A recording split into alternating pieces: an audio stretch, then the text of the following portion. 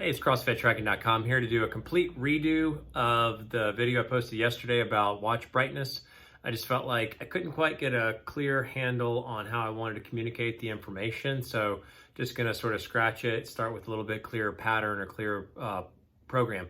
So what I did is I got a light meter to be able to gauge, because I've always wondered, so when I tested the Polar Vantage V, I just felt like the wrist raise backlight brightness was just very difficult to read, and it was almost required that I hit the backlight button to get the more full backlight to come up. And so in testing, right now I'm in the middle of testing the Coros Apex Pro, which has been a great device so far. But I really wanted to get an idea of each of these watches as I test going forward, what the brightness differences are to be able to gauge. And so I came up with a system of approach. So today we're going to look at the brightness differences of the Coros Apex Pro, the Garmin 245, the Polar Ignite, which doesn't have a transflective screen, it has an AMOLED-like screen, and then the Polar Vantage V. So what I decided to do was just come up with an approach. So basically I used the light meter to test each of the watches just on a straight digital face as they come out of the box to gauge the light meter reading there. And then on a white backdrop. So when you get a text, usually it's just all white.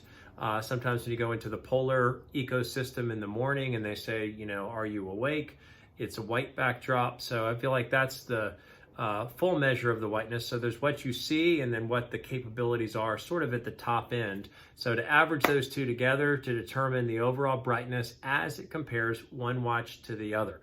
So I'm going to go through the comparison of what was the least bright to the most bright and just general percentage differences so that hopefully that gives you an idea of, okay, this is about this much brighter than that watch. So hopefully that'll help. And one thing to say out of the gate is the whole reason for this was the Polar Vantage V having a difficulty reading the watch. So I'll make a point about that at the very end. But going from top to bottom, just on basic backlight usage, was the Garmin 245. It came in at about 13.3 lumens. So that was at the bottom end of the spectrum. Next up was the Polar Vantage V. The Polar Vantage V came at 14.9 on both of those tests averaged out, 14.9 lumens. So it is approximately 15% brighter than the Garmin 245. Next up was the Coros Apex Pro.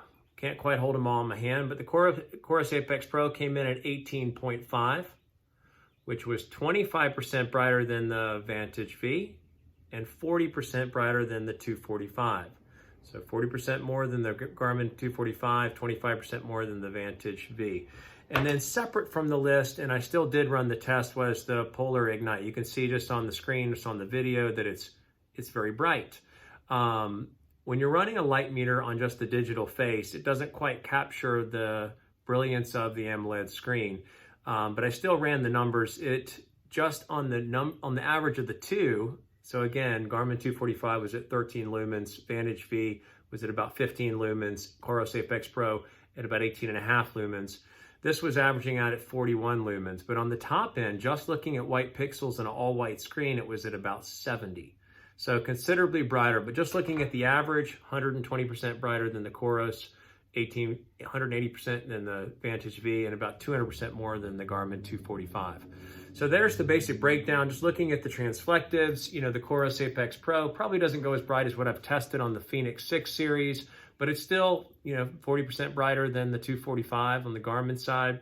25% more bright than the Polar Vantage V, and the Vantage V is about 15% brighter than the 245. But of note, and this is just sort of because of where this started, and then I'll show you sort of a side-by-side. I'm not specifically a tech genius. I did these videos just to provide somewhat of what I think might be valuable content. I don't take a bunch of shoots. I don't have a fancy computer to run and splice the video. I don't have a bunch of graphics, so I apologize for that. I'll actually show a dark room comparison side by side of the watches in a second. It's just, it's a little bit crude because you can't get some of these watches to hold their backlight. But one thing to note on the Polar Vantage V is when you do a wrist gesture to bring up the dim level backlight, it is not readable on a light meter. So it doesn't even register.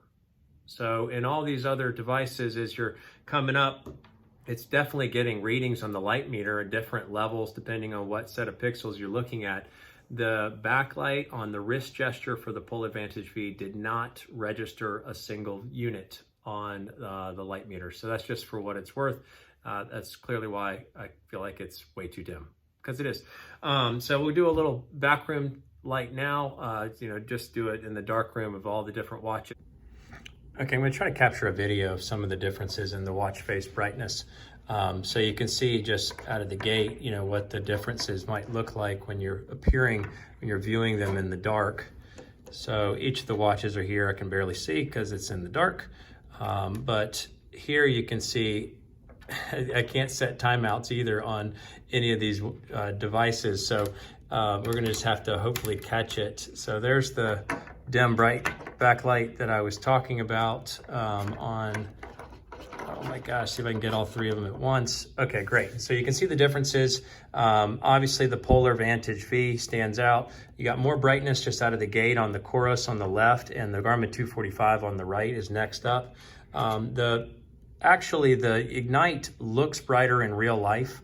It just didn't read up on the meter, and the meter wasn't super high quality or very, fancy, but it, on each of them, you can tell there's a difference. And so the Coros was just on the transflective was the brightest, the Garmin 245 was the second, and then the Ignite was third. So if I turn the backlight on the Polar Vantage V, you can see that it does appear to at least be reasonable. See, it's like a juggling match. I'm no expert at this, but it's like you can see it's somewhat reasonable when compared to the others. So it's actually makes it somewhat more useful once you have a backlight on, but again, you have to push the button to get that to activate. So just wanted to give you some sort of side-by-side comparisons.